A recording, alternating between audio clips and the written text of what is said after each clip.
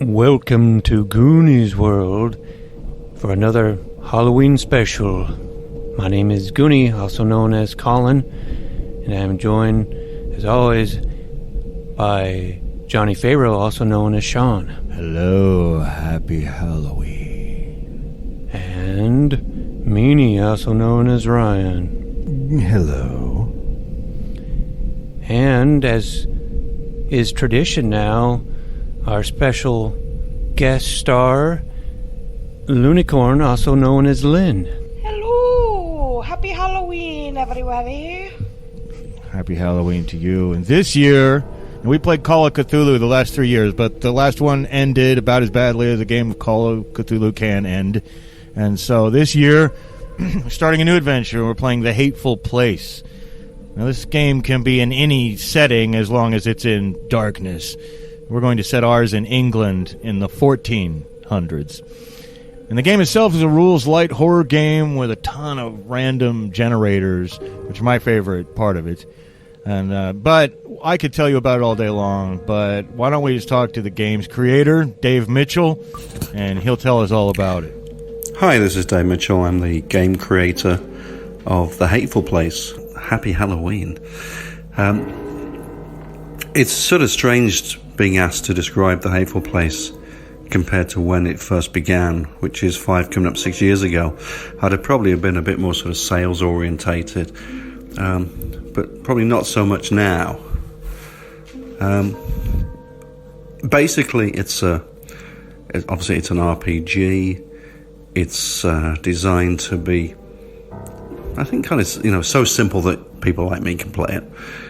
It's not so. It's rules light. It's 3 dice, D20, D10, and D6, and is designed so that you can create your characters quickly and just get on and play, basically. It's horror fantasy.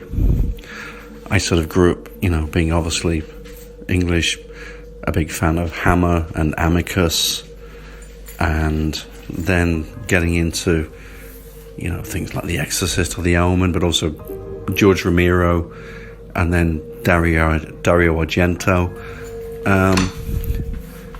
and but also folk horror films like The Witchfinder General, The Wicker Man, Blood on Satan's Claw, all these kind of things, really. So, the game itself is based on evil has already won. Now you've got to try and survive or beat it. So it's the odds, like all horror, is loaded against a protagonist. There's a sort of concept of the darkness has already fallen, but people have come up with alternatives to that in a recent sort of book, a third-party release called Hateful Options, which has, a whole load of really cool ideas. Combat-wise, it's, one of the big draws initially was the original classic Traveller, that combat was, one shot can kill you. I was never really a big fan of this whole idea that you can be down to 1 hit point and still survive. No, I'm sorry, but you're going to bleed to death. That's just kind of how it goes. It's a game that's, I think, fun, that's dark, that is drawn from a world where in the first book it says there is a hateful place somewhere in my mind. And so very much that's kind of how I came to creating the game, was I'd been out of gaming for quite a while. I was sort of a D&D 1E and classic Traveller back in the day. Then I, came back into things, and it was Lamentations of the Flame Princess, or now there's Mothership, Merkborg, And there's a whole bunch of things, but the Hateful Place is an indie game. It's not kickstarted. It's purely, literally from the kitchen table, and is word of mouth. And it's still going 5 coming up 6 years later. That's probably as much as I can kind of come up with for now. I mean, check out the books, really, and I don't know, just see what you think, and hopefully you'll enjoy it. All right. Thank you, Dave. I've actually published 2 adventures for the Hateful Place myself, but tonight we'll play in a module of Dave's called Victimshire. We do not have the time to do it full justice, so we're actually doing more of a Victimshire sampler of some of my favorite bits that we can squeeze into our podcast time. And I might also put my own spin on a rule or two, which I always consider my prerogative as a GM. So to really get to know the Hateful Place, you can get a PDF from Drive-Thru RPG for $4, or you can get a print for $10 at lulu.com, or just go to the hatefulplace.wordpress.com and you can find links to everything. Anyway, let's get started. Are you guys ready to be hateful? I'm always hateful. I was born ready. So ready. So ready. Indeed. Good, good. One reviewer called this a game that hates you. So let's find out if that's true. So it is the year 1423, and it's been a year since the Second Battle of Agincourt, in which King Henry V of England was seen to fall to the demonic horde that had ravaged France. And so the whole continent of Europe burned, and the darkness covered the land as though there's an eternal eclipse of the sun. And Victimshire, as it was called before the darkness, was an English county full of green fields and clear rivers and woods and forests and thriving towns and villages. But as Europe was leveled and burned, the gloating demon who led the attack around here renamed it Victimshire as a reminder of its humiliation. And now Victimshire is a county of seeming ghost towns and villages and places of eerie silence. It's just like a wasteland of dead forests and scorched earth. It's home to monsters and demons and evil and twisted human wreckage. Travelers here should proceed with caution. And hey, what do you know? We have 3 such travelers with us now. So, friends, can you tell us a little bit about your characters, like their name, their class, and just a touch of their background? And I encourage you to do this in character. And I think that, Meanie, why don't we just start with you? Right, well, I'm Feargus Bonesaw. I like chopping people up and selling them for meat. It's great fun. And typically, got some blood splattered everywhere about on my clothes, so I just wear red clothes to, compensate. So you can't see the stains as easily. Yeah. Nice, okay. I imagine he's got kind of a creepy look about him. He sounds just generally kind of piercing, creepy eyes, and yeah. I'm just bad news. You are bad news. And you know what? Flesh selling is big business. Flesh sellers operate in most places with impunity. It's not really talked about, but everybody needs their meat. And so, Goonie, why don't we hear about your character? Well, he's also quite creepy. His name is Fenton Grymbauld, and he is a part of the Dead Clown class. Yes. Yes, and he was a former cultist that these dead clowns have abandoned their former beliefs, and now they just hunt creatures of the darkness. And he wears the really creepy face paint, sort of like a clown, but it's all kind of crusty and dirty, and he looks very spooky, I guess. Okay. All right, and finally, Lynn, let's hear a little bit about your character. Alright, well, this evening I've got Lill Redcloak. And Lill Redcloak, she's a little fighter. She's wearing a red cloak with a little hoodie. Yeah. Comes up over her head. She doesn't look creepy at all, but she often talks about herself in third person, and you can never trust people to talk about themselves in third person. That's true. She's devoted, I am devoted, to the destruction of evil and the protection of the old and the good. Okay. And I like to cut up wolves, especially moon wolves and demons. I will slice them to ribbons until there is nothing left but a pile of scraps of flesh and blood. Oh, my. That sounds delicious. Yes, it does. Yes, it does. Well, actually, we're going to start in the middle of a crisis. Now, Lill and Fenton, you're already traveling together because of your mutual interests in the destruction of evil, and just even the crazy belief that you could even fight back against the darkness. I'll clarify, when I say darkness, it's dark literally like 23 hours a day. There's 1 hour of daylight. And you guys are traveling together because you've heard that somewhere in this place of Victimshire, there's a lady, Anne Wellow of Vickerstown. She's a believer, like a cleric, who has quite a bit of influence. And she's been teaching that the darkness is only temporary and we can fight to restore the light. And rumor says she's seeking champions who can come perform important commissions for her. So that's where Lill and Fenton are headed. But you guys are traveling right now. You're in the middle of that 1 hour of daylight. And that's actually from 6 to 7 a.m. And people often try to do hurried traveling during this 1 hour, when they can, because after dark there's monsters. I'm sure you'll be forced to travel by night eventually.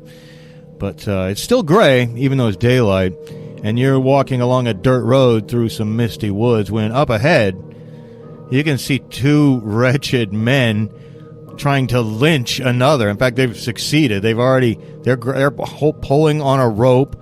And this guy is up in the air. He's kicking his legs. He's a very creepy-looking guy with piercing eyes, wearing red clothes. It is, in fact, our friend Feargus, who you have just met.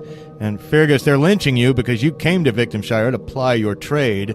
But there's a local flesh seller called Avanov who does not appreciate competition. And these are some of his minions, who he's ordered to do you in. They caught you sleeping, you weren't prepared for it. And now all your stuff that's useful to you is like laying on the ground next to a tree, and you're like up in the air already. Your hands aren't really tied behind your back or anything, so I imagine you might be like clutching at the rope, but your legs are probably kicking, and that's where we all find each other as you guys round the bend coming out of the mist. Lill and Fenton, these two lynchers, turn around, see you. Mind your own business, back away. What's this we got going on here? What has this man done? That's none of your concern. Lill don't like lynching. Let's just say he hasn't joined the guild, says one of them. Yeah, mind your own business and move on. And meanwhile, they're both hands, they've got the rope trying to keep Feargus up off the ground. And Feargus, of course, you can see these strangers have come in. But you guys, it does appear that something monstrously unfair is happening here. It's not like these guys are legitimate authority or anything. Last time I heard, not joining a guild was not against the law and not deserving of a lynching. Fuck off, or we'll lynch you. Yeah, says the other. I find that very unlikely. Yeah. As do I. And meanwhile, Feargus, do you have anything you can rasp out up here? Or what are you trying to do to save yourself? What could a person do to save themselves in a situation like this? There's no fucking guild. Help. Yeah. Well, you finally hear that cry of help, and gosh, I don't know. Don't listen to him, says another one. Yeah, we'll kill you. Don't forget. We'll kill you, and then we'll have some fun with your little friend. Well, I think you just went a little too far. Oh, yeah? And what are you gonna do? Oh, we're so scared. Look at us, we're shaking. We're going to take it further. And I'm going to pull out my sword. Okay, well, you guys better roll initiative. And we're each going to roll a d6. One of you roll for your whole side, I'm going to roll for mine. The high roller will go first, and I got a 4. 5. I got a 5. You've pulled out your sword, Fenton, so let's go ahead and start with you. What do you do? I will charge at one of these guys. Okay, and go ahead and make your attack roll. You need a 15. And you Take a big swipe at him. Yeah, take a big swipe at him and see what happens. And by the way, I mean, there are not a lot of detailed rules for movement or combat, so you should feel free to be, cinematic. Keeping in mind it's always going to be a 15. We're off to a great start because I rolled a 1. You're a natural one. Well, you run up, and I got to say, in the mist and everything else, the ground's a little muddy, and you slip, you fall. It's embarrassing. You go down on a knee. Say the others. Although, again, there's only 2 of them, and now one of them doesn't look quite as confident now. But what are you doing, Lill? Well, Lill is going to reach into her bag that's over her arm, kind of like a picnic basket, but not. Mm-hmm. Right. And I'm going to whip out as many blades as possible. Okay, yeah, she's just covered with blades. She's like a weapons fetishist. She's got knives, blades, short swords everywhere, strapped to every part of her body. And I assume you'll rush in for the attack. Ooh, look at that. I got a 19. Well, guess what? A 19 is going to hit. So you may roll damage. That is 4d10. A big damage swing. With high damage being interpreted as hitting in just the right location. 28. And one of them, the one you stabbed, the one that you were talking to, said he went a little too far, perhaps. Yeah, 28 just hits him like right in a vital area because that kills him outright. I mean, it just rips right through the side of his neck, the jugular, blood sprays out. That's good money down there, by the way, that guy's body, Feargus. Feargus, you're up above all this and you see this happen. What do you think you might be able to do? Of course, that guy's probably let go of the rope a little bit, so, there's some slack probably suddenly. In fact, I think it's probably likely you drop a couple inches, right, as the other guy grabs onto it. Well, yeah, so I want to, try to swing and wrap my legs around the remaining guy's neck. Oh, that's a great idea. And just wrap him around or, try to give it a little twist, too. Like an unarmed No, I was just attack. going to try to choke him out with my legs. Okay. I thought you might want to break his neck or something, but choking also works. Why don't you do that? Go ahead and make an attack roll. 15 or higher as you swing. Ooh, but that's going to be just 14. So 14. You just go right past him. But he's not smirking and laughing and ha-ha-haing anymore. And it's his turn to do something, and I think that what he would most likely do is let go and run, which he does. So Feargus, you go.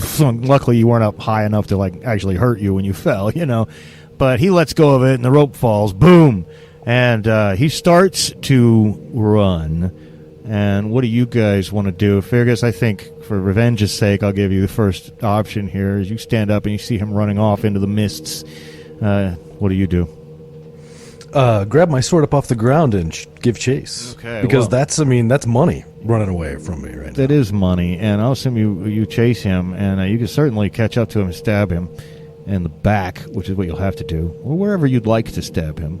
Don't much matter. It's all worth the same, wherever the hole is. Okay. I think I'm going to use Jim's prerogative and apply a further +1 AR here due to the fact that he is, his back is to you, and he's running away from you. Not actively dodging that's going to be a 22 with the extra +1. 22. Okay, well, let's have that great big damage roll. Okay, so that's going to be, oh my god, 18, 20, 22. That's nice, and I'm sure it's very satisfying to roll such high damage, and I hope you will find it as satisfying when the effects are applied in reverse. But These guys had 20 hit points, and so your blade goes right through the back of his neck and up through and out of his mouth, and he's he shakes around a little bit, but the body's still good and fresh now, and he quivers and spasms a few times, falls to the ground. You'll have to yank your blade back out. I wish I had been the one to do that. Well, and before I'm going to even go back and get my tools, my proper tools. Oh yeah. As soon as he falls, I'm just going to take my sword and slit his belly open and start gutting him out. All right. Yep. And you guys see Like this. getting a fish. Yeah, you guys see this, and then you see the distinctive butcher's tools, up against a tree, and you realize that this gentleman in red is most likely a flesh seller. It's a unwholesome, but not illegal, or one might not like it, but both of you guys have eaten meat, whether you wanted to call it by some euphemism or whatever. Which is what most people do, most civilized people. There's not much else to eat, and eventually all the meat's going to be gone. All the livestock and stuff's already dead. The vegetation, it's only a matter of time before the whole world, is just gone. Yeah, well, thanks. As he's, eviscerating this corpse, he will turn around and, thanks for the assist there. I'd probably be a goner if you hadn't stepped in at just the right moment there. I wish I could have done more in terms of violence, but I did step up to help. I hope I did not make a mistake. I hope you are not on the side of evil in this hateful place. Well, I suppose it goes without saying that evil is kind of subjective these days. Not to me. I see it clearly in black and white.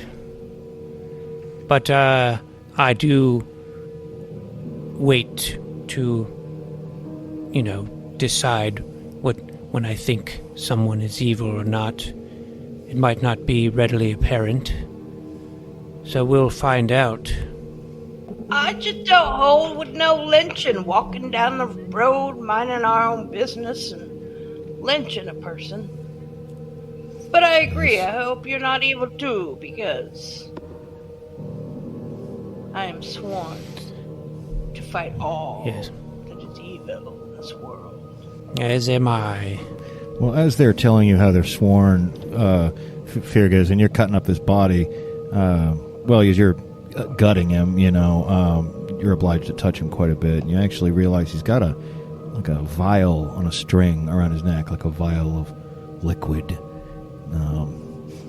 If you want to take it, you don't know what it is, but it's probably useful in some way. Well, when I'm done gutting him, I will take it, and because the next step was going to be to cut his head off anyway, so I'm going to take a look and see if I can identify what is inside of it. Yeah, why don't you go ahead and make an intelligence roll and add your intelligence bonus. Meanwhile, if anyone else wants to look at the other body before it is presumably butchered, they may feel free. That is going to be a 19 on the mind. Well, what you think you've got here is a tincture that you've smelled something like this before. You have come in to occasionally have cross traffic with physicians, in your background, and you feel fairly certain this is some kind of tincture that might help to remove the effects of poison, probably through, it's probably a purgative of some kind. Okay. But it could come in handy if you were ever to be poisoned. Because this time they tried to lynch you, who knows what they'll do next time.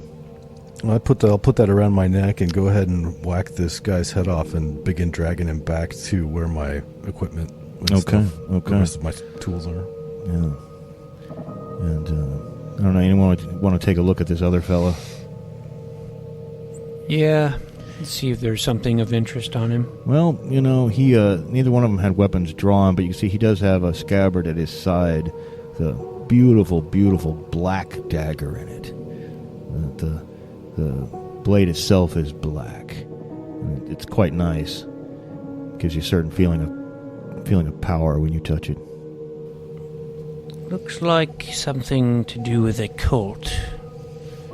That's my first impression, having been in a cult myself.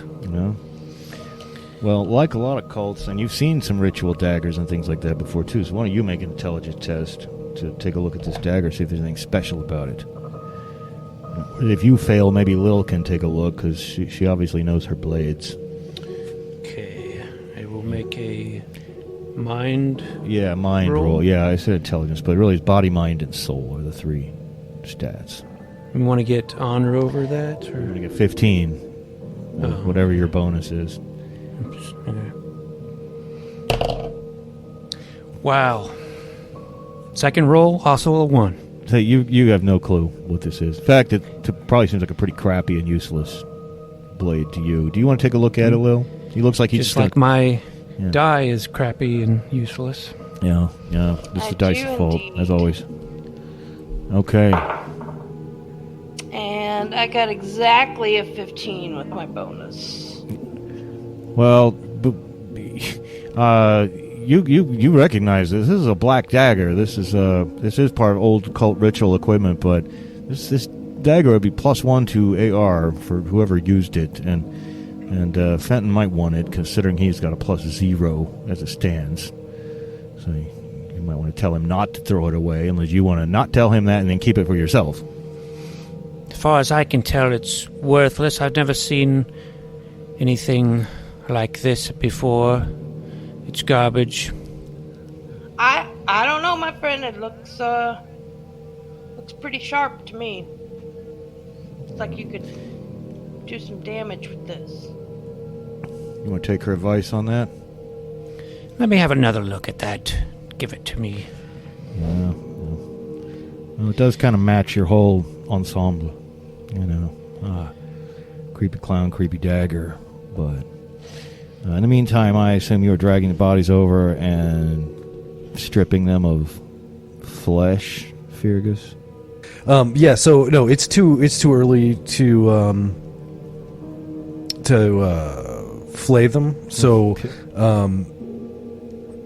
he's going to drag the one back and then go ahead and gut the other one and remove its head, and then he's going to use the rope that they were trying to hang him with to hang them by their ankles from this tree, just to kind of give him a couple days to dry out a little bit before he tries to skin him. So I'll come back for these later. You like a little help hanging those fellas up? Oh yeah, absolutely. Yes, it Lil's happy to lend a doesn't hand. bother me at all to lend assistance. I've seen worse.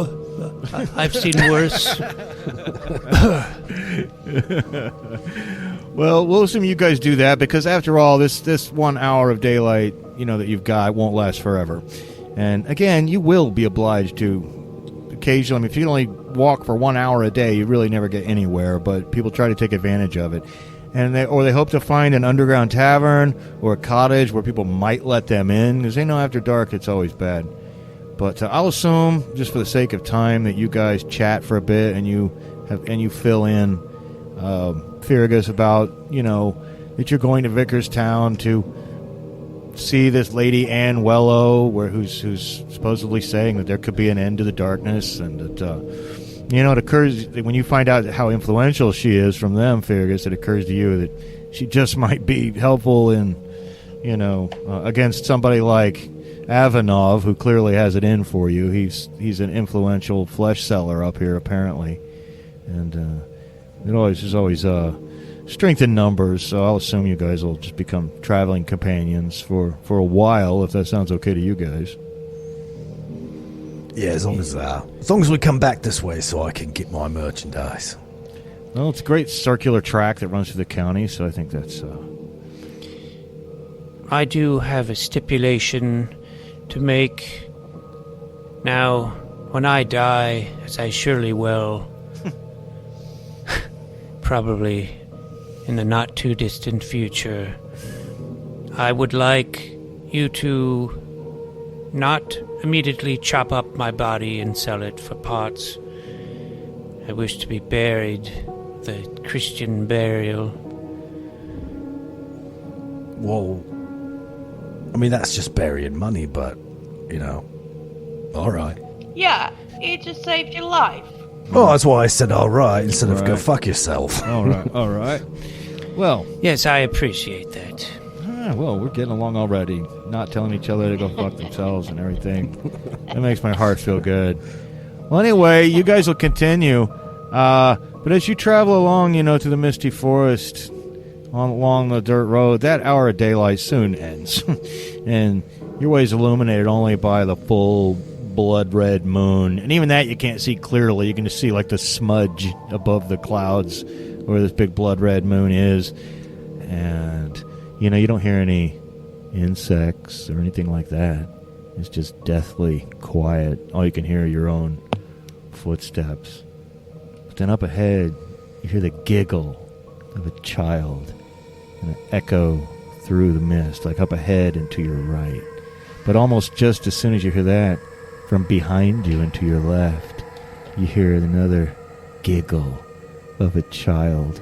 Gleeful little children's giggles start to erupt all around you, dozens of them. That is not natural. I've not heard a children's laugh in many years.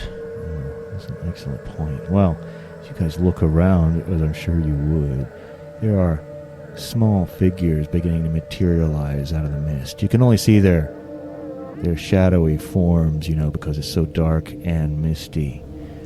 But you hear like the sound of a swinging chain, and you see another little arm raising up a hay hook, and there's signs of a rake.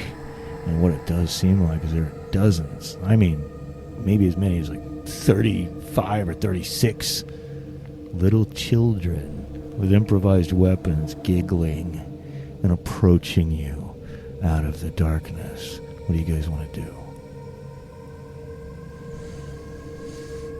Well, Feargus reaches into his pack and pulls out the small fuzzy object and begins, like, he pulls it out with his right hand and begins stroking it with his left. Okay. And I would love to know what this fuzzy object is. Well, it's dark. You can't really tell. I can't see. Okay. I'm not an omnipotent game master because this is a hateful place. Even I don't have, full powers here. So, yeah, you're stroking that. What are you doing, Fenton? Maybe these kids just want to see a clown. I'll be stroking. No,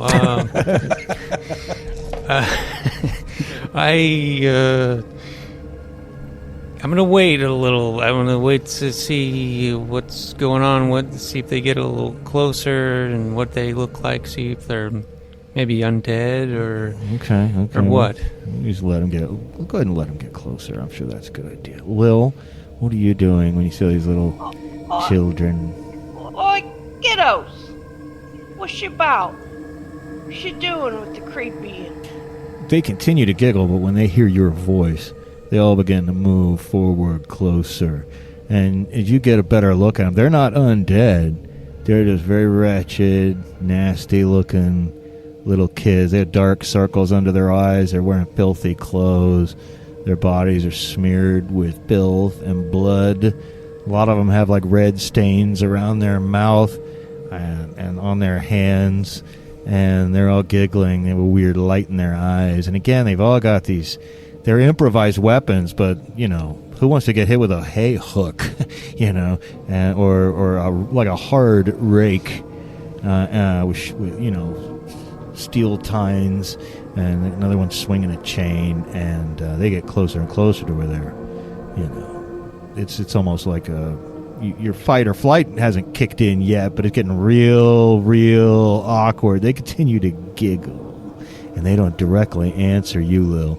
And meanwhile, I'm so curious about this fuzzy thing. Do you want to give them a calm down tool? Is this going to help them to calm down if they stroke the fuzzy thing? I hope I never hear that phrase uttered again. But no. So as your eyes adjust to the dark, it does look a bit like a stuffed rat, but it's not. It's just like a mummified, desiccated rat corpse. Okay. All right. Okay. What do you want to do with it? Well, he was just stroking it for good luck. Okay, all right, good. Okay, I think that's. But as these kids approach, he's going to put it back in his bag and pull out his sword. Okay. Well, one of them stops for a minute when you pull the sword out, but then another one pushes that one who stopped, and they keep creeping towards you, and they start one of them says something like, "It's a lot more of us," and they all start singing or like chanting this little like children's rhyme. It's really creepy. One or two start it, but then they all pick it up.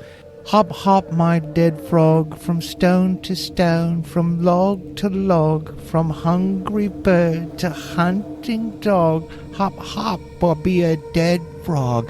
Hop, hop, hop, fast, my little frog. And then they'll rush you guys. And I need you to go ahead and roll initiative. Okay. Oh, well, it's my third one in a row. That Jesus time Christ. on a D6. Okay, well, you guys, unless they roll a 1, and hey, they rolled a 1. That means it's a tie. We got to keep rolling. Lucky for you. Oh. Okay. Well, we'll see if I can break this curse. I hope so, because Curse there's of the like ones. 36 little vile children, are what they are called. They're vile children. 2. Hey, there you go. Guess what? You got to jump on the vile children. They've rushed you after their creepy hop, hop, my dead frog rhyme. And see, I know only one of you had already said they had a sword out, and that would be Feargus. So, Feargus, what do you do? He's going to say, Well, don't you know the young ones are the most tender? and he's going to go in swinging. Okay, that's the right attitude to have. It's like veal, right? It's as close as you're going to get to veal these days. 20. 20 certainly hits. 20 hits, obviously. So let's go ahead and have that damage. 10, 11, 17. 20 damage as well. Oh, nice. Well, that one falls to the ground. Dunk. And, but in terms of flesh, 2 of the other ones immediately grab his body and pull it back a few feet away from you, start eating it. Like rip open his guts and start munching on his Hey, intestines. that's mine. They say with a hiss. And suddenly they're like cornered dogs with their food, but they're not afraid to eat each other. That doesn't stop the rest of them from continuing. And there's still dozens of them. Dozens! And, Lill, what do you do? Well, my first inclination was that our legs are a lot longer, and there's a lot more of them, but I see my friends are wanting to stay and fight here, so Okay, well, I guess I'll give it a go with face full of knives. okay. Why don't you give that knife a swipe? And I hit with a 16 plus 2. Yeah, this certainly hits. Let's have the big damage. Let's have some big damage. 26. 26. Again, well, that dagger goes right through the sternum, right into the heart of one of them. These little eyeballs open wide, and then he falls down and slides off your blade. Of course, there are still dozens of them. Fenton, what are you doing? Okay. So, hopefully this doesn't involve rolling any dice. It doesn't probably, but what are you going to do? Well, I'm going to, since there's so many dozens of them, I'm going to cast a spell, and I'm going to cast Protect on my allies That's very nice of you. for 5 rounds. Yeah, They're completely impervious. yeah, you guys are completely impervious to harm for the next 5 rounds. However, Fenton has a price to pay for this. He will be unprotected during this time, and any damage that he takes will be double. It's a price he must pay for this power spell. But you guys can feel, like, almost see this like shimmering aura around you. Suddenly you feel invincible. And that's a great use of the spell. And I think, unfortunately now, though, for Fenton anyway, it is the turn of the vile children. And up to 4 of them can get in and attack you guys at once.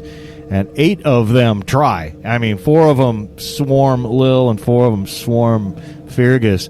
But, they can't even really get a grip on you, And that doesn't stop them from trying, but it's infuriating them. And they're hissing and screaming and growling. Meanwhile, oh, crap.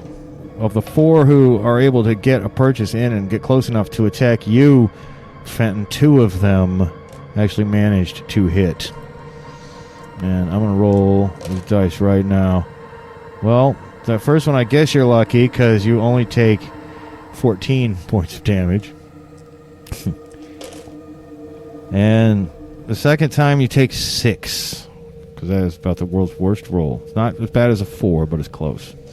And these vile children, you got hit with a hook. You got brained upside the head with a swinging chain and like a hook pulling at your side, But it doesn't, it rips part of your side out. It's a bad scene. But your friends are invincible. And there are really about only 33 of the vile children left in this mob. So you should be able to take care of them all, no problem, right? And so we're going to continue to take turns. It's all of them can't get in here and attack you at once, but they'll have to come in great waves. And we will go back to the top of the round, and we'll mix up the order a little bit. So I think this time, why don't we start with Lill? Lill, you've just stabbed one of them through the heart, and there's still 3 more, and 1 more steps up to fill, that one's space. Well, let's get some more stabbing. Okay, well, let's hear some more stabbing then.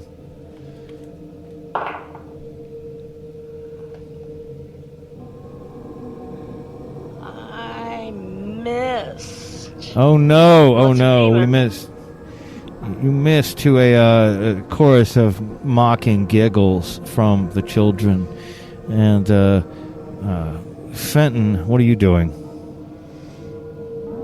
I've done my part. I'm going to run a good distance away. Run away? All right, you start running, and a bunch of them, probably about 12 of them at least, break off and start chasing you to the woods. But you've been running, and they're chasing you down the... You running into the woods or staying on the path towards Vicarstown? I'm going to stay on the path. That's probably smart. And then Feargus, what are you doing?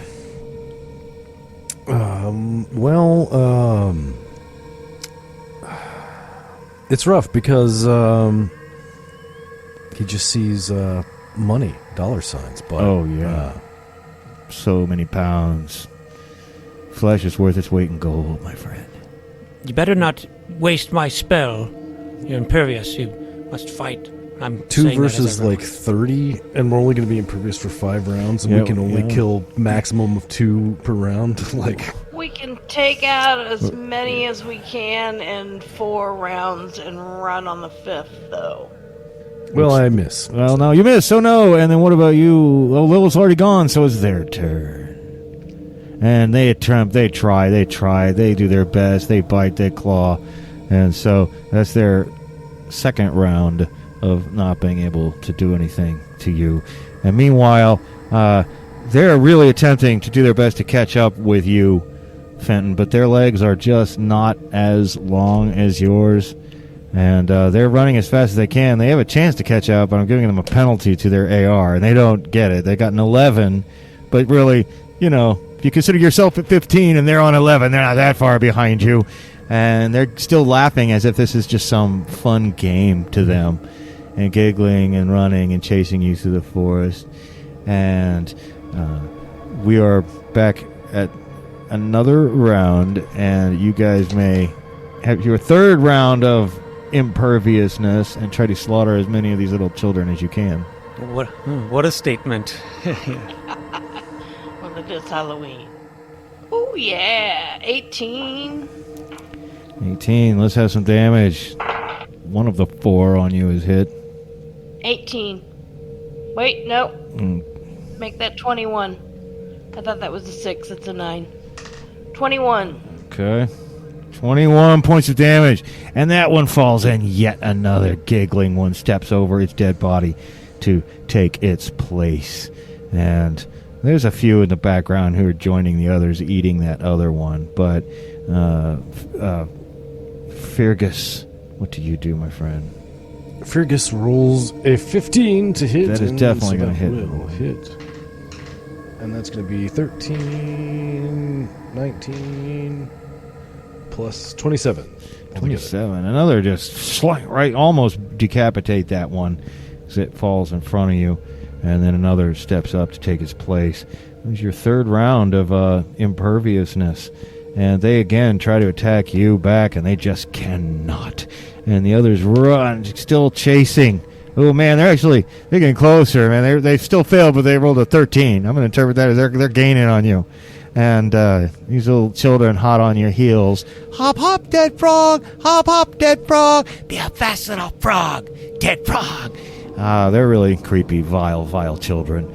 And they probably deserve whatever's coming to them in this last round of invulnerability that our protected friends Lill and Fenton or Feargus have. So why don't you go ahead and make your attacks? Ooh, miss. Oh no! I miss as Oh well. no! Okay, well, you've got this one last round. They again, they're swarming you. They're doing their best. They're getting frustrated. They're not giving up. They just keep trying harder and harder and harder. And you have this innate sense. Now, you don't really know it's 5 rounds, but I mean, you have this innate sense that the power is starting to wane. What you guys like to do? I mean, we get. Fucking rump, man. I don't want to, but I don't think we got a choice but to leave all this I don't food really behind. fancy it either, but Yeah, no one likes to run, especially from giggling, mocking children. But you guys, you almost have to. I mean, I guess it's possible somebody could live through this, but a couple of lucky hits on you guys, and you're dead meat. I think, Fenton's already hurt pretty bad. And you guys go rushing off after him, more or less, down the trail. Of course, then you have the awkward situation of you can see the other ones that chased him off ahead of you. And now the rest are chasing you guys. And they do not catch up with you. But I'm going to have a few more tries here. I assume you guys will head off into the woods a little bit, try to get around them. It's basically just a running. I haven't rolled anything higher than a 15 for them. And I rolled, I don't know if you could hear that, it was like 8 or 9 times. I think I've given them plenty of chances to catch up with you. As you guys burst out of the woods, obviously Fenton is first and Feargus and Lill come afterwards. But there's a plain up ahead, like a little meadow really. And there you can actually see, and of course you've been running for so long, your lungs are burning, you got a pain in your side, but you can see a few lights ahead in this meadow. It must be Vicarstown, because you knew this road was to it. And when you rush into the outskirts of the village, the vile children won't chase you all the way out. They won't chase you all the way out. But in this village, you can see there's just about 10 huts, shacks really, but one larger wooden house that may have once been a vicar's house, certainly has that look. And there's a light burning in one of the huts. It's very close to you. And then there's a light burning in the vicar's house. And like I say, the children don't follow you at all into Vicarstown, but if you turn around, you can see them standing at the edges of the woods and occasionally still hear them giggling, but most of them have gone back to eat, the ones that you left. They will enjoy veal tonight, and not even properly prepared. So that is where we are now. There's a light in a hut nearby, and there's a light in the larger vicar's house. If this is Vicarstown, which it should be, this is where the Lady Anne Wellow, the believer, supposedly is here in this town. So what do you guys want to do? We've reached a new low. Slaughtering children and not being successful at it and having to run away. that does hurt. They were cannibal children. We had to fight them, but Yes. I do also regret not killing all of them. True. Well, that's a waste of money, if you ask me. But Yeah. I just am worried about my immortal soul after this is all over. What we've done. Was it for good? I mean, it must be. But I think God thinks okay to kill cannibals. Yeah, that could be true. There's a lot of people who say that God has abandoned the world, and that's the way it is. But probably the Lady Anne Wellow doesn't believe that. So as I say, you have this the hut that's lit up, and then the large house. Is there one that you prefer over the other as a place to look for her? Well, The large house, I would assume. Okay. Well, unless one of you just was so curious that you had to go open or knock on the door of the one lit up hut, and you can hear somebody crying in there for whatever that's worth. But that might change things. Oh, does that change things for you? Oh, maybe you should stop at the hut then before you walk all the way down to the large house. Yeah. Okay. Well, you knock on the door. Another one opens it and goes, bless you! Come in, all of you. You especially, they say, pointing at you, Feargus. And they say, there's 3 of them in here. There's 2 women and a man. The woman speaking, she goes, I'm Helen. There's Richard and Sue. We're starving. We beg you. We've been begging someone to come by. We haven't had the strength to do this ourselves. We want you to kill one of us so that the other 2 can eat. Will you please do that? Will you please kill one of us so the other 2 can eat? Wrong house. I'll be leaving. No. Well, you guys can step out. I'll take care of this. All right. I don't think I even want to know. I thought we had reached our low, and now we immediately go lower. But at least I don't have to be part of it. All right. Well, would you guys like to step out? They want to eat the meat, so I don't see why it benefits you, Feargus. I mean, you're usually in it for the coin. We won't be getting coin. You'll just be giving them food. Oh, we'll pay you if it's coin you want, sir. We have hoarded a collection of useless shillings. They're yours if you'll just merely kill one of us. But we don't want to know which. We will all turn and face the wall and close our eyes, and you kill one of us. I love you! They hug each other, and then they face the wall, and I'm going to assume that Lill and Fenton have turned away and gone outside. And Feargus, what do you do? Do you want to kill Sue or Henry or Richard? No, none of the above. He's going to say, all right, turn back around, you idiots. They shamefacedly and a little embarrassed turn back around. And he reaches into his bag and pulls out, a dried and cured human thigh that has been, shaved off slices. Right. Oh. And he's going to, and it's still on one side of it still got like he's been shaving off the back side. Sure. And but the front side still has skin on it, and it's kind of dried out, but it's all got hair and stuff. Yeah. And so he'll just start shaving. He'll pull out one of his little butcher knives and just start slicing them off. Oh, the second it becomes obvious that you're going to share it with them, they just they don't really attack you. I mean, they swarm you. And you can hear, you guys outside can just hear them like, oh no, oh no.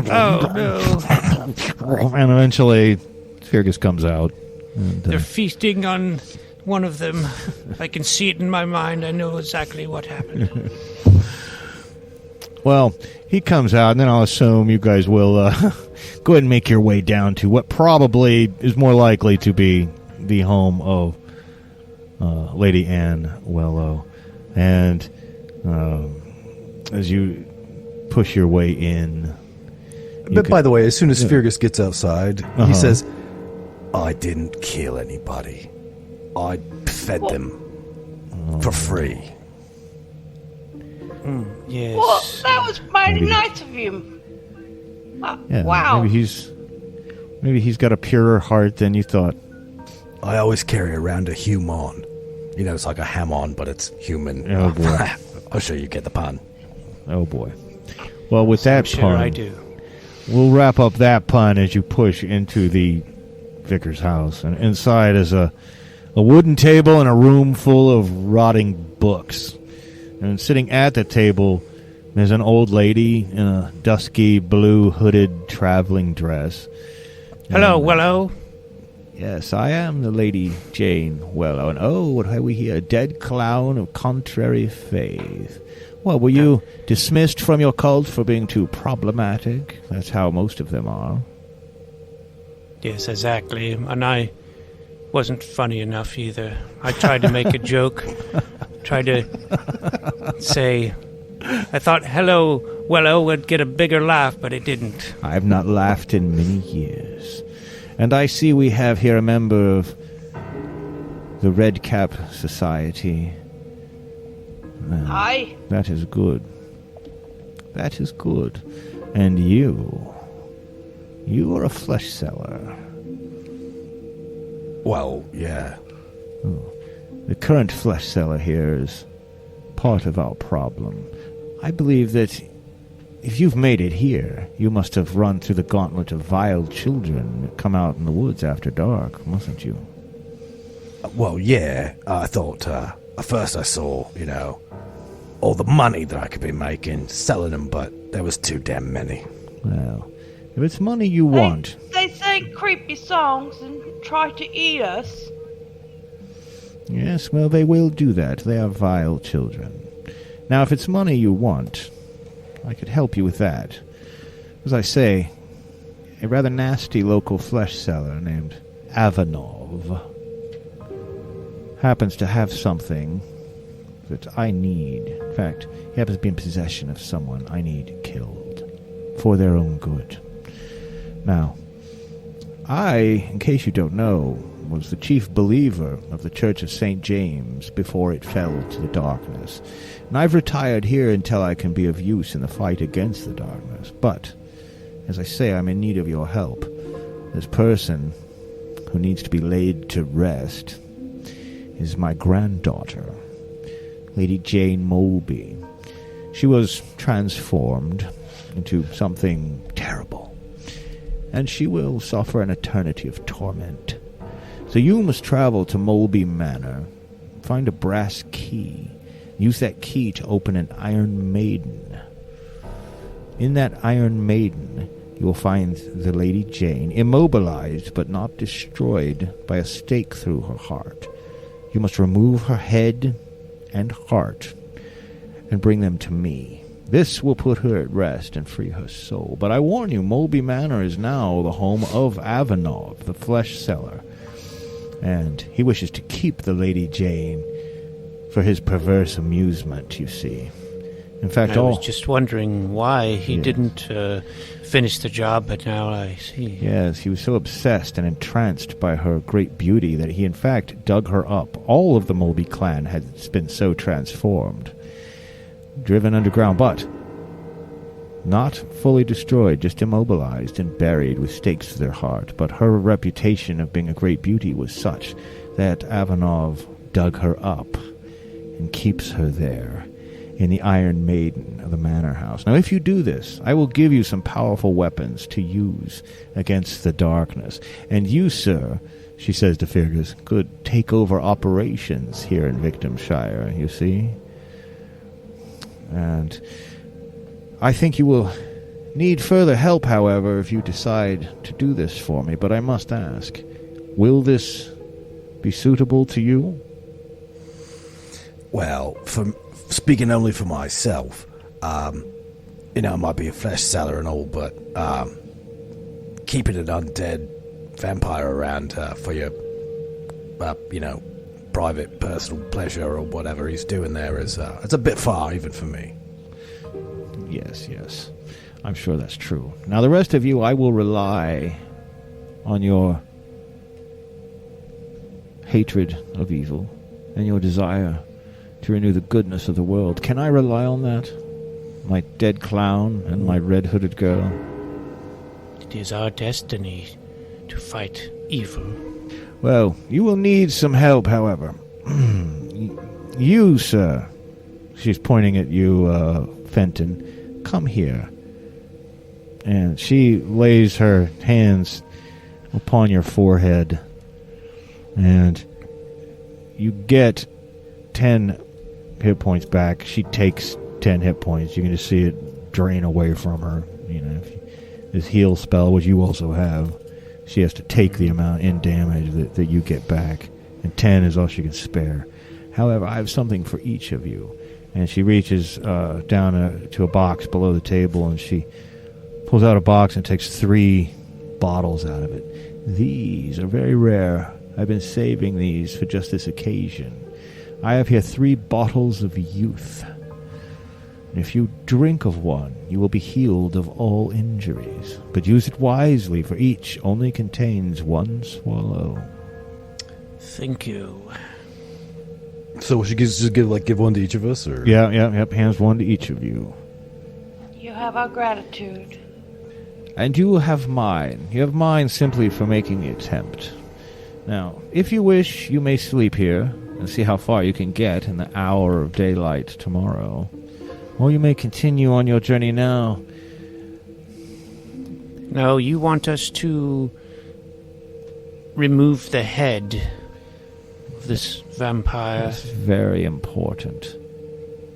Staking a vampire, contrary to popular belief, will not kill it. It will merely hold it in place. It is a great torment to them, a living death, in which they are completely helpless. Only by removing the head and the heart, and then ritually destroying that head and heart, can the vampire's soul truly be freed. And I would have my beloved granddaughter, Lady Jane, freed. For she did not choose this life. It was her husband, Lord John. The entire clan of them, all of them vampires, all of them buried in a graveyard outside Molby Manor.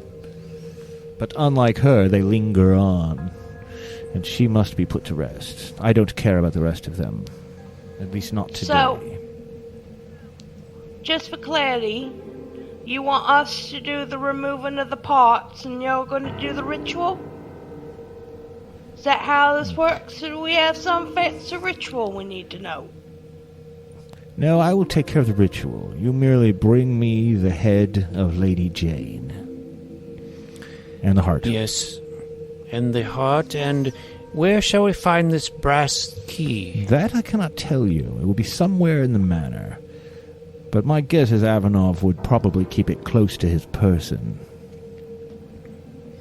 Very well. Suppose we're gonna have to take him out, yeah. It would be my pleasure. And it would be for the best, I believe, yes. So do you guys want to sleep here tonight? Well, traveling in the darkness seems hazardous. Sure How far is this manor? I believe it should take you some 3 hours of travel, so you will be obliged to spend at least some of that in the darkness. But, as I say, you are welcome to the hospitality of this hall. And what lies between here and our destination? Is The road- how big is the town?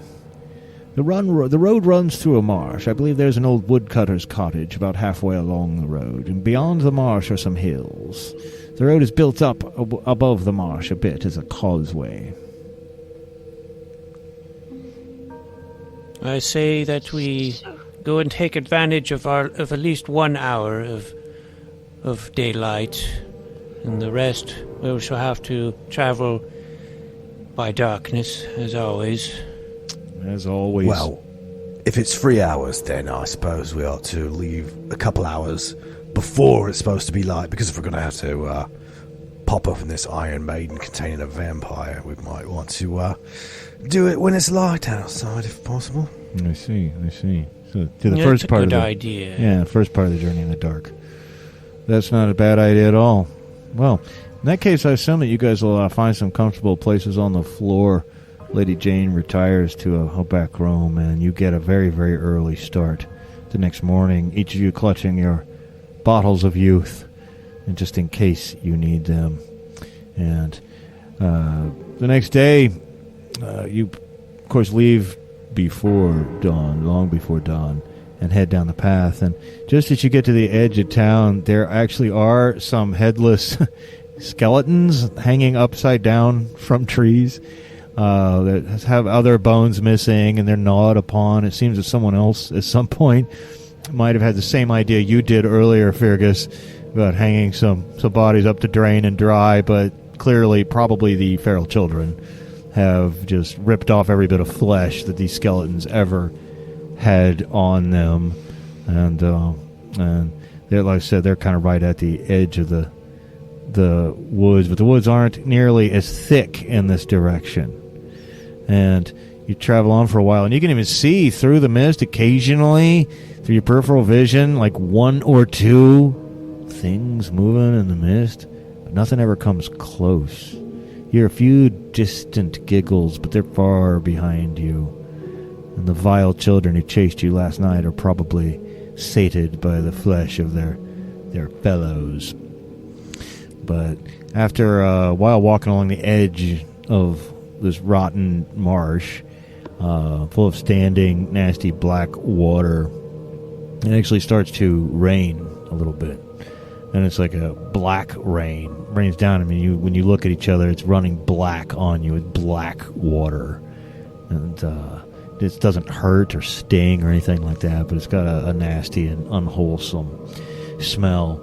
And up ahead, actually, there is that little woodcutter's cottage you heard about. You do see it. There's a light flickering inside it, but as you get closer, you see the door is actually off of it. And inside you hear a terrible scream, an anguish scream, but a very elderly scream, like the scream of an old woman. Mercy, mercy! And then a deep guttural growl coming from the cabin. What do you guys do? Oh my goodness! Does it sound like a wolf? Well, I think we got to save Grandma, little Red Riding Hood. Well, Yes, certainly. we must. Every instinct you have wants to rush up to that door. It's a wolf. It's not even a wolf. As you rush in, and I'll assume, Lill Redcloak, who's the first to poke her head through the door, and whipping around to look at you in surprise, is an immense 7-foot-tall moon wolf. And this moon wolf it's bipedal, it's got terrible claws and teeth, all the better to kill you with, my dear. And it has glowing eyes, the same... Oi! Glowing eyes, the same color of the red moon, and when it breathes, there's like breathing clouds of vapor, and it just leaps to attack you guys, so roll initiative. And I got a 1. You let that grandma alone. I rolled a 6. Hey, you guys have the initiative. Lill Redcloak, since this is your milieu, you have a bonus actually to attacking moon wolves. Let's hope it comes in handy. Let's hope. This is your quasi-cult's whole reason for existence right here. Nice. That's right. 18. That's great. Let's go ahead and have the damage. Maybe, if you get lucky, you could just put this thing down right now. Maybe. You get the feeling you don't want it to attack you. 25. Well, your blade slices right into it. Huge gash on his side. Blood runs out and steams and hisses on the floor. But it just screams with rage, rears back, and howls really loudly in the night. But it's not completely dead yet. And Feargus, what do you do? Well, I suppose he's gonna have to whip out his sword and take a swing. I suppose he just might have to. And he will roll a... Oh, wait, what's my attack? +3. Yeah, so that will be a 20. 20. That's great. Let's have some damage. This is not as House of Whiffy as I thought it might be. 19. 19. All right. So you guys have done a decent amount of damage to it. Quite a bit of damage. Oh, wait, no. to it. Hold on, I lied. That's not... So it was 14 plus... It was 25, sorry. 25 points of damage. And with that, your blade slices right through its throat, and some blood sprays out on both of you who are close. And Fenton, you never have to take your attack, because luckily, before the terrible moonwolf can even attack you, it is fallen to the ground, and it instantly begins to melt into the dirt floor. Now, that's the second time you've taken a kill away from me. I'm getting quite upset by that. Wow. Sorry about that. It's I didn't think that we really wanted to be on the receiving end of that thing's claws. Yeah, I think we all ought to be glad he's dead. Well, I think I want to tell you how much I appreciate you, says the old woman who's lying in a bed. Inevitably, she's wearing a sleeping bonnet, and she's laying in the bed. She goes, "Thank you so much. You're saving my life. I knew the moon wolf would come for me in the end. I'm dying. I'm beyond all help. I only have a little bit that I can still eat, but I would like you to have some of it. Well, look what I have. Look what I have for you. Some lovely, lovely treats for you.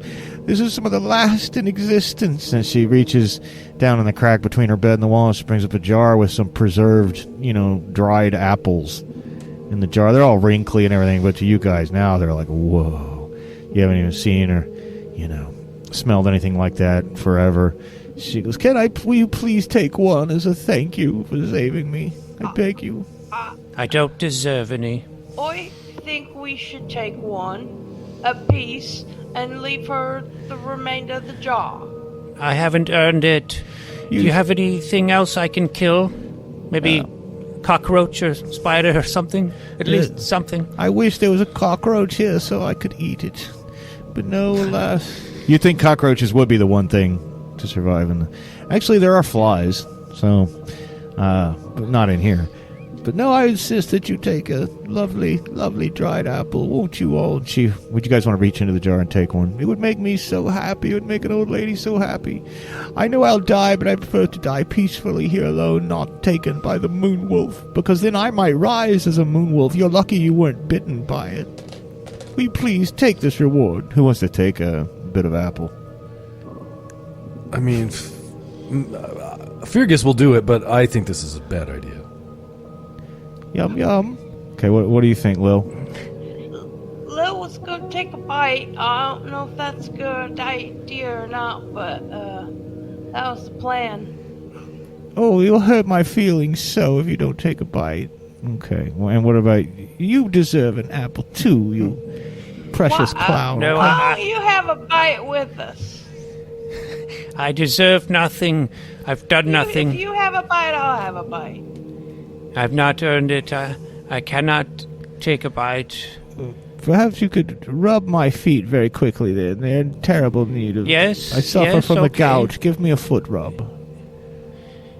And then you will earn your apple slice. It's one of the last apples. Some of the last apples ever. Okay, so you can rub her nasty gouty foot.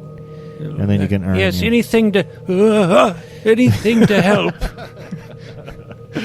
Okay, well, I'll assume you take yours, and I know Feargus ate one to be polite, and Lill, did you want to go ahead and eat one to be polite? Yes. All right, well, you do. And she's like, go ahead, chew, swallow. She's real excited about it. What do you think? Is it tasty? And it is. It's pretty super tasty, because you haven't tasted anything but, It's quite delicious. salted and cured meat. Oh, yes. Well, then I hope you like poison, she says. And suddenly you guys like, oh, feel this terrible pain inside you. And each of you takes 10 points of damage as your insides rot. And that's it. That's all that happens. But she goes, As soon as she says, I hope you like poison, Feargus is going to pop his vial and the defender on the other guy's neck. And you, sir, do not take 10 points of damage because it reverses the effects of the poison. You do vomit. But I'm going to vomit on the old lady. You do. She's laughing. That's when when I just stopped laughing right now, that was when she got splattered with vomit by you. Now, you guys want to leave her here, or do you want to do anything about it before you leave? This lady, she takes me back to my grandma, and it just pisses me off that she's feeding us poison apples after we attacked this moon wolf for her.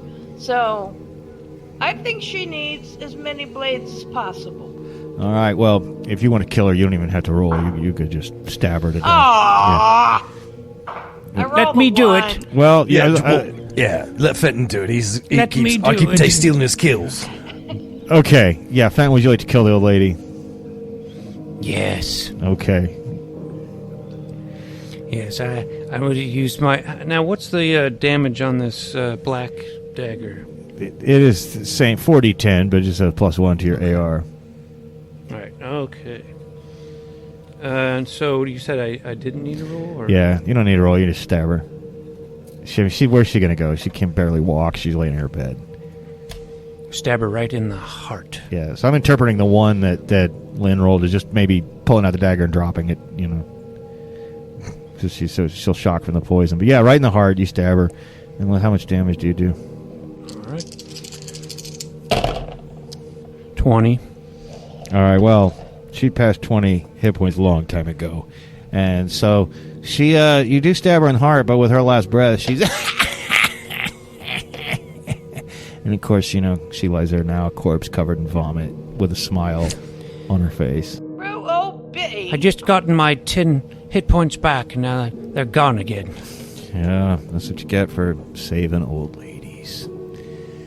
But the good news is that it's starting to brighten up outside. Just a little bit. Just a little bit starting to brighten up. And we'll continue. Now, Molby Manor shouldn't be all that far from here, so you pass through some more woods on the other side of the marshes.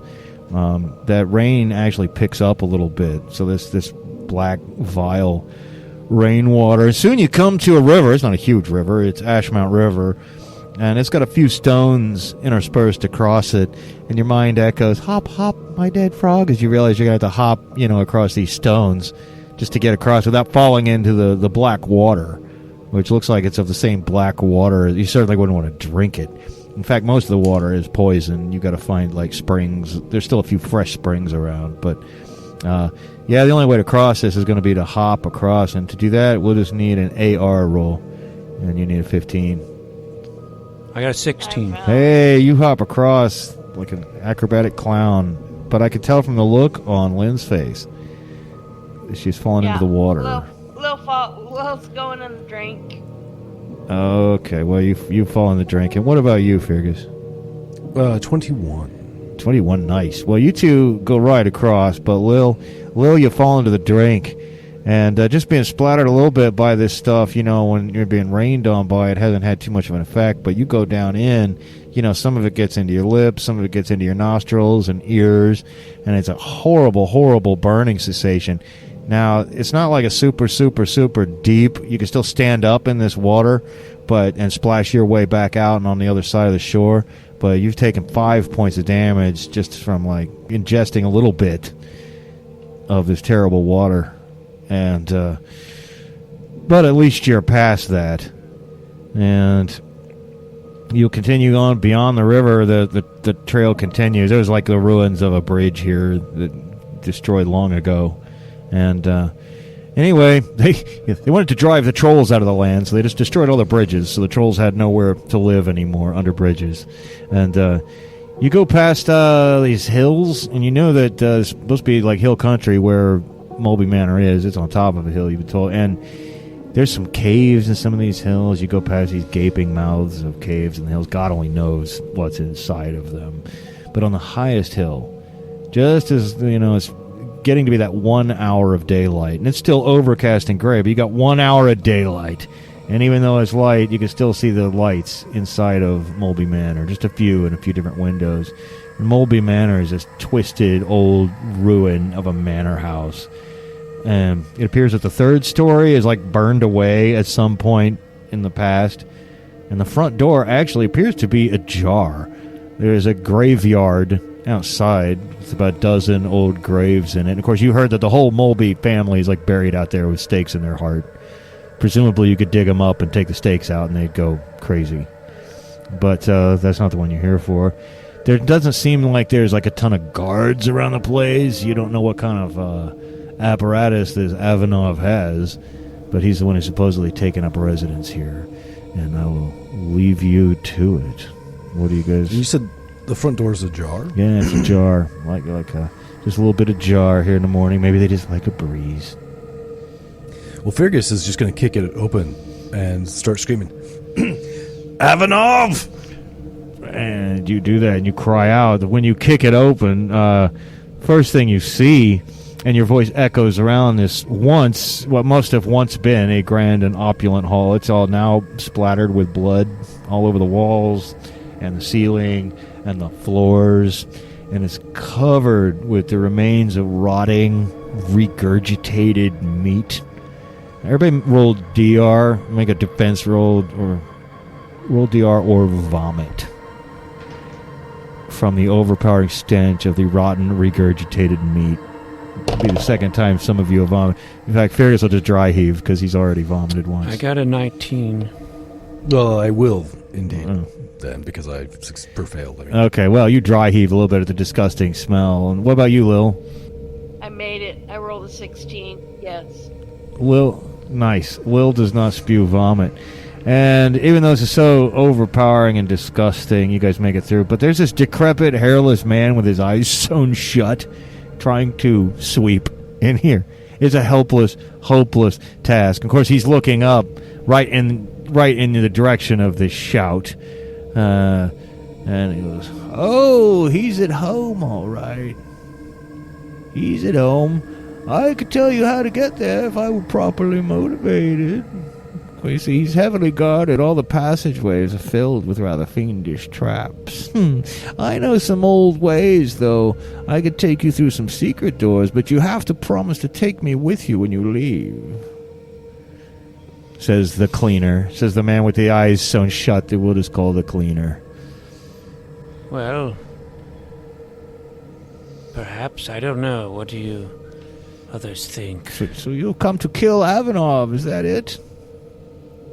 Well, he tried to kill me first. He's got it coming.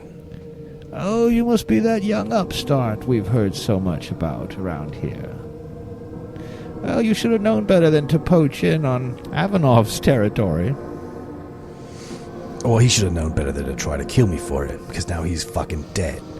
And so will you be if you don't help us. No, please, I beg you, death would be an honor for me, but I hope that you will take me with you. I need life. I need someone to unsew my eyes. I can't get them open. I'm not really even blind, but they've just done this to me to torment me. But if you really want to kill Avanov, then you follow me. We have already been tricked earlier. I'm reluctant. I would try to trick fearsome heroes such as you. Pshaw. Well, this time and place, of course, wouldn't be out of the ordinary. I will take you. Follow me. And he puts one hand against the wall. He's like guiding himself against the wall. And you guys have to walk out into this room, like through the regurgitated chunks of rotten meat. And he leads you down this hallway. And he goes, "Yes, my Lord Avanov is here. He's usually in the Lord's chamber, but sometimes he's in the lady's chamber, visiting his lady. Yes, he has the Lady Jane here and an Iron Maiden where he keeps her so he can open it up and, well, shall we say, gaze upon her terrible beauty from time to time. You're lucky you came tonight. There are usually many monsters here and far more hirelings, but a black mass is being celebrated tonight in the Archer's Hills, and most of the manor staff are there. It's mostly empty except for all the fiendish traps, and I don't know where they are because it's been done since my eyes were sewn shut, but there might be some guards upstairs and in the main corridors, but don't worry, we'll avoid all that. Right, here we are. And he leads you behind this moldering old curtain. This was once the playroom. This is where the master's children live. And you look around the room, and it's just like piles of rotting and disgusting bedding and bones and broken toys. You get the sense that the master's children are probably vile children, And he's feeling around on the walls in the room until he finds a wardrobe. Yes, the master keeps them here to run errands for him. I was wondering who the parents were of these vile children. We are all their parents, you and I. They are the children of our sin. And he feels around. Finally, he gets this wardrobe opened. It's actually the wardrobe itself is a secret door. And before he opens, he goes, "This is the quarters of Lady Jane's former maidservant.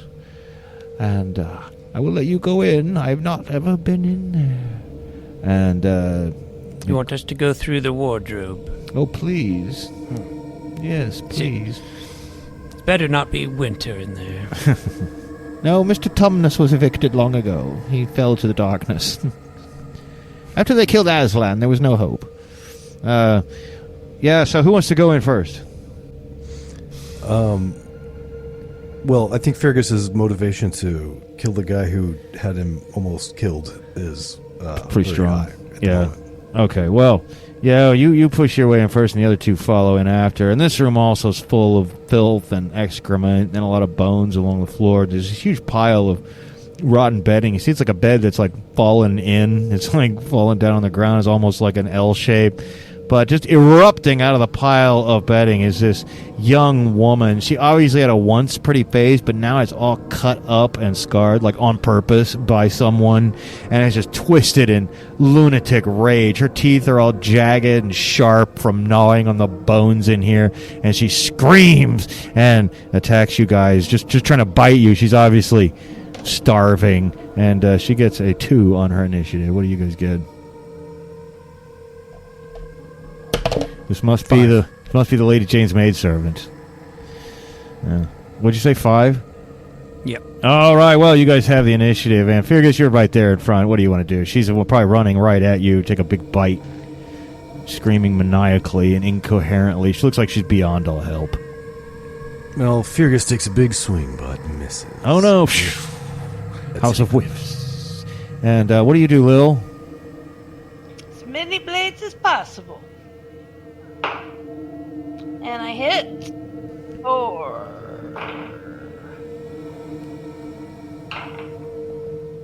30? 30 points of damage.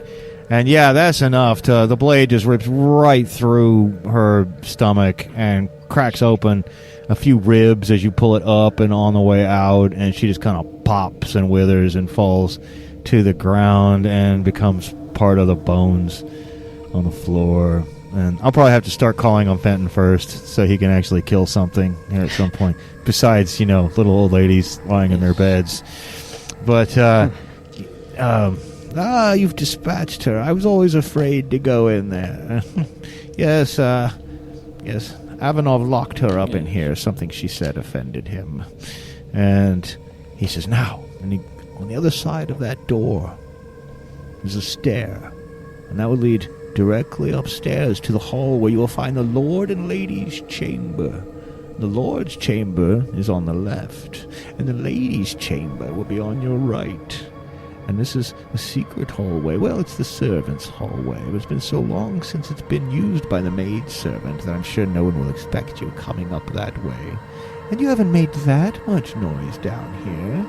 So I certainly hope that you will come back and take me with you after you kill Avanov. You're not going to lead us the rest of the way there? Well, if you insist, but so far you haven't promised to take me with you. If you live, I promise we'll take you with us. That is very ambiguous, but if you insist. And he feels around on the wall until he gets to the stairs, and he begins to creep up the stairs, and I'll assume you follow him. There's supposed to be traps up there. Maybe he'll trip them. Hopefully we haven't made too much noise. Okay, here we are. Now, and he opens a door that it's just kind of, from the outside, it's like, looks like it's just part of the wood paneling in the hallway that you see. But there is a guard standing right out here in the hallway, sitting there watching the door open. And he's only got one arm, actually. And it looks like it's been, like, amputated and cauterized. But he's holding a spear with the other arm. But the second he sees you guys, he takes one look at you guys, all covered with blood and clown makeup and a red hood and a flesh cell.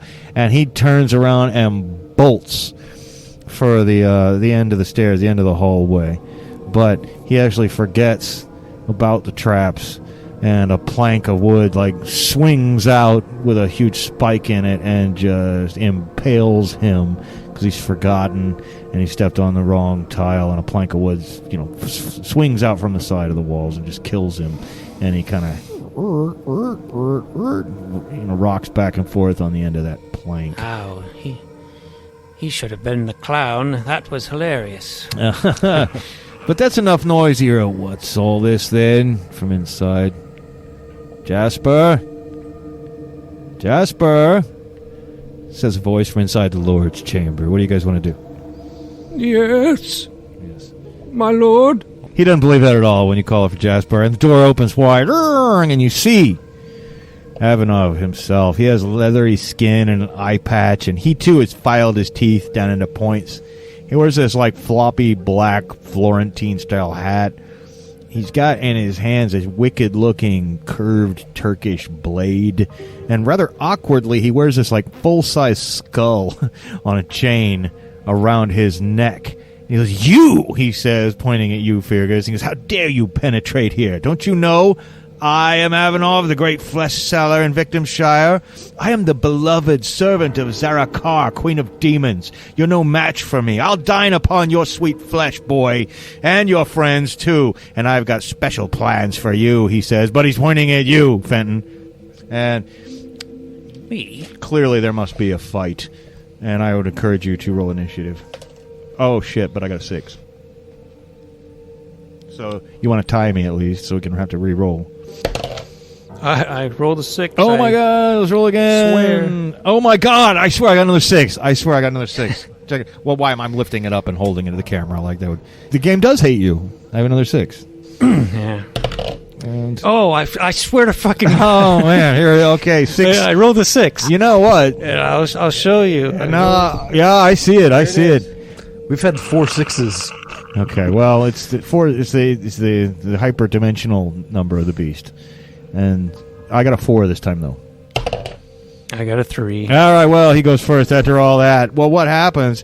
He kind of waves that Turkish blade around a little bit, but that skull he's wearing on a chain around his neck, because this is a gift from my patroness. He must mean that Queen of Demons. And the skull's jaw opens up, and it just screams. It screams this high-pitched, banshee-like wail. You guys roll DR to be able to cover your ears and avoid this hideous sound, because it is awful. It is like the worst sound you've ever heard. It is just full of anguish and fingernails on a chalkboard. Even worse than fingernails on a chalkboard. It's like nails on a chalkboard. And oh no! I don't think that... Oh no! I'm seeing thumbs downs all over, except for... It looks like everybody but Fenton suffers. And I'm going to roll damage. And you would take physical damage. This is how bad this is. Oh my god. Okay, you take 21 points of damage, both of you, from the shockwaves that riddle through your body at this horrible, horrible cry of the thing. And that thing is just, it could go by itself, right? Avanov himself hasn't even gone yet. He rushes forward to attack the one person who's not... But, no, even with his AR, he gets a 14, which is not good enough to hit you, Fenton. But you're the one he rushed in to try to attack, because you're the only one not going, ah, at the moment, reeling in pain. But now it's your guys' turn, and since you're closest to him, and go ahead and go, Fenton. Go, Fenton. Fenton! All right, I will, might be smart to drink that bottle of youth right now. Okay, do you want to do that instead of attack him? Yeah, well, I have the chance. All right, I think I should. Gulp. Okay, what are you guys doing? What are you doing, Feargus? He's gonna attack. All right, come at me, boy. Ooh, natural 20. Oh, here we go, natural 20. Well, Better not kill him. I'd love to say there's some big bonus for that, but the game hates you, so there's normal damage. 25, 31. Oh my, 31. There's a significant hit. Blood just begins spraying out of an artery along his neck, but he's still not completely down yet. He looks absolutely shocked, though, and surprised, but he's a little bit of life left in him. And I'm sorry, you know what? He's not the world's bravest man, and even with the power of his patroness behind him, he feels he's way too close. You can see the fear in his eyes, and he turns and he runs. But before he can run, Lill, what do you do? I'm actually using this round to take my healing drop. Okay, well, you take it, and there you go, and glug glug glug glug glug glug glug glug glug, and you're back up to the top, and it is now around. He's gonna run for the stairs. Luckily, the the trap's already sprung, at the top of the stairs. I assume that at least some of you will be chasing him. Well, yeah. Okay, well, you spoke first, so I'm going to assume, and you hate him more than anyone else, so why don't you rush and see if you can attack him? He's like, no, wait, we'll make a deal, 50-50, 60-40, 70-30, as you get closer and closer to him. Well, that's going to be an 18. Yeah, you hit him all right.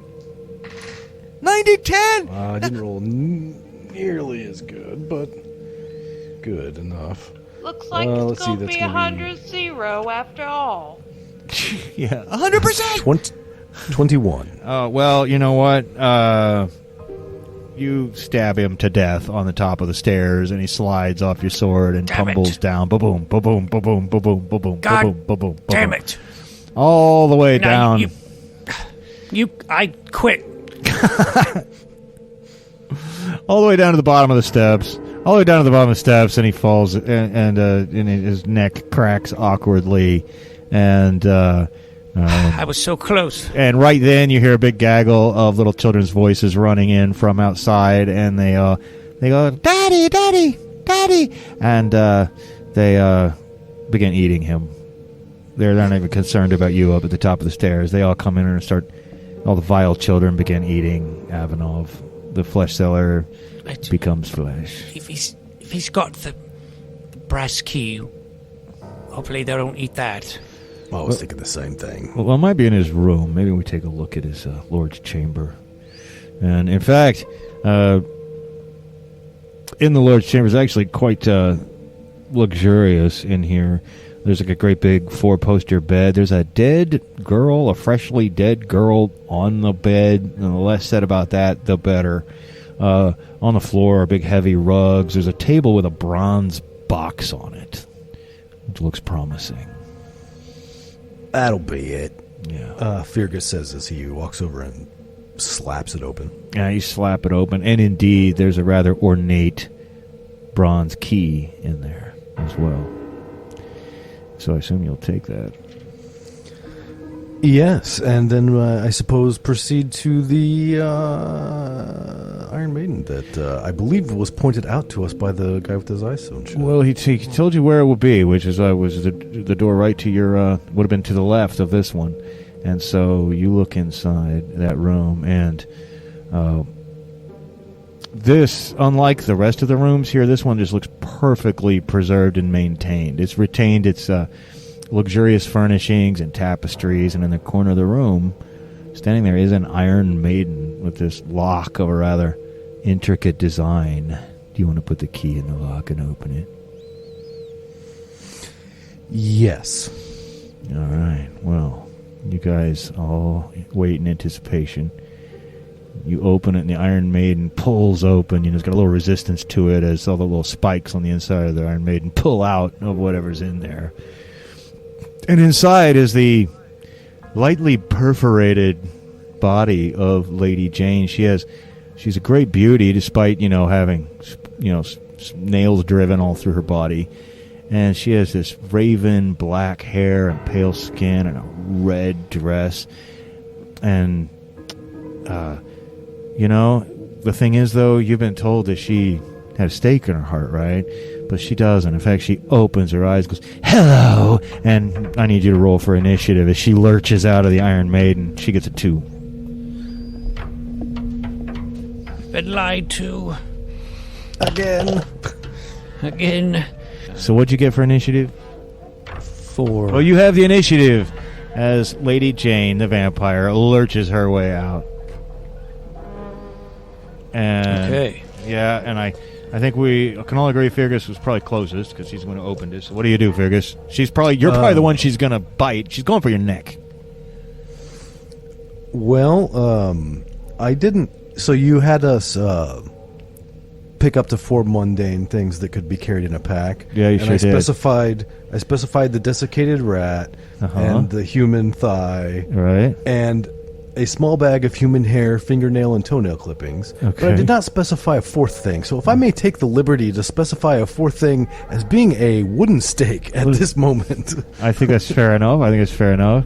So why don't you get that out? And See if you can stake her. But I hate to say this: to stake a vampire right in the heart, you need -2 to your AR. So really, what are you at a +1? I think. Yes, that is correct. Right. So let's hope I roll well. Hopefully, you do. Not well enough. Oh That's no! 13. Well, you do stab her, but it's it doesn't really have much of effect. And she laughs. She laughs at you. She goes, "I'll take a bite. Stay with me." And what do you do, Fenton? Let's let you go. Well, I did specify one thing that I had, which is a Bible. Mm-hmm. Don't know if that has any in-game effect. I don't know. not. Why don't you get out and see what happens? I imagine it might have a cross on it, at the very least. Maybe. I don't know. But I'll take it out and maybe try to read some scripture. All right. We'll make a soul roll. Okay. You've got a good +2 on soul, don't you? Just to see if it has any effect at all. I'm not saying it does either, but go for it. Power of Christ compels Power you. of Christ compels you. Yeah. +2, yes. Yeah. So 17. Oh, that's great news because she doesn't do anything to you, but she points at the Bible and it catches on fire in your hand. She goes, "Ah!" And you're not hurt, but you have to drop the burning Bible. She goes, "I care nothing for your Jewish God." And Lill, what do you do? What's the source of light? Do we have torches, lamps? Well, it's daylight coming into the windows, but not like, just Okay. ambient gray daylight. Okay. I was hoping to firebomb her with something. I guess I can try to set her on fire with the burning Bible. All right, well, that sounds iffy, but you can go and kick the burning Bible over. Maybe the bottom of her dress will catch on fire. I don't think that's totally crazy. So, right. I did say she's wearing this big dress. So why don't you make an AR roll to kick the skittering Bible? Oh. Nope. Roll an 8. Don't worry, soon you'll be beautiful like me. I'll put you inside. And she's gesturing behind her at the Iron Maiden. And I'm afraid it is now her turn. Feargus, she lashes out at you, tries to grab your neck. She says, "Give us a kiss." But you're able to, she's kind of wrestling with you at this point. She can't get a good purchase on you. She can't bite you. And she's not going to do anything else at the moment. So this time, what do you do, Feargus? You're right there. She's right on you. She's trying to bite your neck. I'm going to try to stake her again. All right. You're with that stake. Stake her. I'll reduce the penalty a little bit since you're right there. So let's just call it a +2 this time instead of a +1. But now, oh my god, I rolled a 17, so that will be 19. There you go. And she screams at the top of her lungs. Her eyeballs roll up into the back of her head. But then she becomes more or less immobile. And she tilts backwards and falls back into the Iron Maiden. It doesn't slam shut, but she's suddenly and completely still. So you know what you have to do. Right, then let's cut off a head, cut out a heart. That's what we came for. Yep, that is what you came for. And I think I'll let you get through that grisly business. Feargus will have the necessary skills to And cleanly tools. and tools to lob off that head. Yeah. Yeah, so Feargus is gonna bust out his tools and get the job finished. All right. Well, you get that job finished and you head back outside. And of course, you've been in here for about an hour now, and so darkness is starting to fall again as you guys walk back out in the night with your grisly prize. When in the dim moonlight, you can see some hideous shapes at the edge of the clearing, and they're coming through the hills. These must be the monsters returning from the black mass. Dozens and dozens of twisted and grotesque shapes begin to rush towards you. But friends, that's really all we have time for on this Halloween special. So listeners, we've only just scratched the surface of Victimshire. That's like less than 1/20th of it. You could run a whole short campaign based on that setting. And I hope you'll check it out and check out The Hateful Place, which is one of the cooler indie games I've seen in a long time. And for essentially having no marketing to speak of, it's developed quite a following just by word of mouth. And we're certainly not the first podcast to have played it.